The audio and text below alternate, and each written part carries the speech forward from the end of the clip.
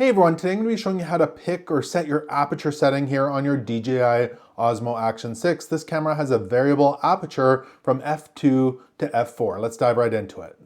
So with your DJI Osmo Action 6 on, make sure you're in your video mode, so I'll swipe over to that.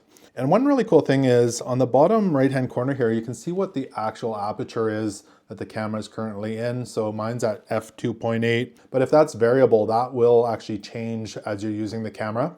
But right above that, there's two lines with two dots on it. That'll open up some settings for you, so you can select that.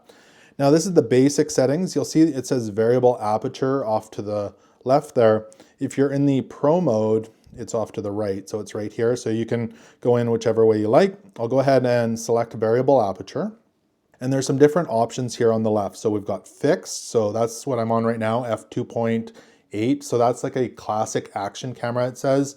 And that has a minimal focus distance of 35 centimeters. You can also go down to Starburst, which is f4, and that has a minimal focal distance of 20 centimeters.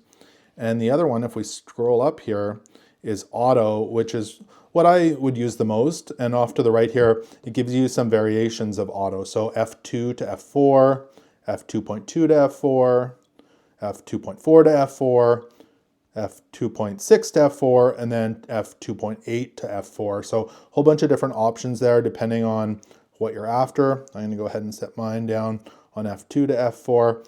And now if we go back out, that number in the bottom right hand corner, the f should change as we go here, depending on the light and the situation we're in.